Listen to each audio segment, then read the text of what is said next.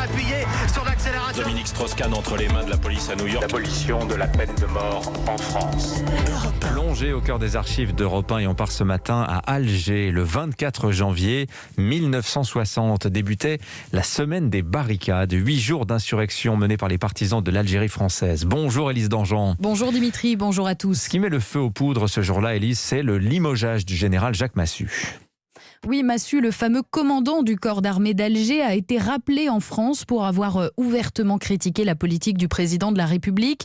Pour les partisans de l'Algérie française, déjà échaudés par la déclaration du général de Gaulle sur le droit des Algériens à l'autodétermination, c'en est trop. Ceux qui ont cru en le fameux « je vous ai compris » se sentent bernés. Une grève générale est décrétée. Les manifestants se massent dans les rues de la ville blanche.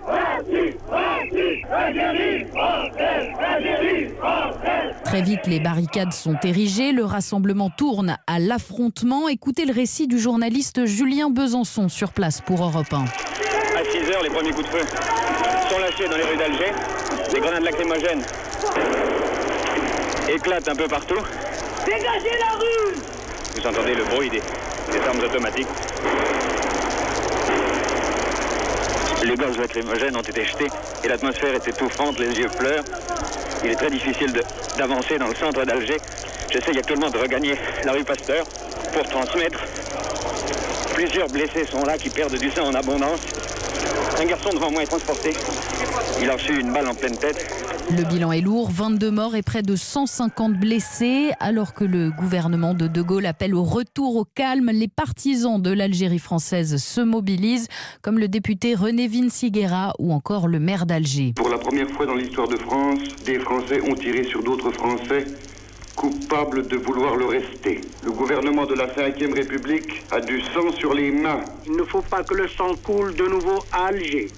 Il suffirait de quelques paroles venant de Paris pour donner la certitude aux Algérois et aux Algériens que la France est déterminée à conserver l'Algérie province française. Et au lendemain de cette journée sanglante, Élise, le Premier ministre Michel Debré se rend sur place pour tenter de calmer le jeu. Oui, mais rien n'y fait. Les insurgés promettent de ne rien lâcher tant que De Gaulle n'abandonnera pas l'autodétermination. Et plus que jamais, si nous devons mourir, nous mourrons tous français. Sauf que le président français, lui non plus, n'en démord pas. Les Algériens disposeront librement de leur destin. Cela ne leur sera pas dicté. L'autodétermination est la seule politique qui soit digne de la France. Elle est la seule issue possible. Un discours qui portera ses fruits à l'issue de négociations. Les derniers insurgés se rendent à la fin de la semaine. D'autres s'enfuient, comme les leaders du mouvement Pierre Lagaillarde ou encore Joseph Ortiz.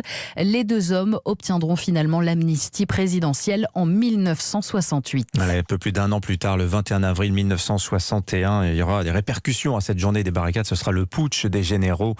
Le général Jacques Massu restera d'ailleurs à l'écart de ce mouvement. Merci Élise Dangean. Il est bientôt 7h30 sur Europe 1.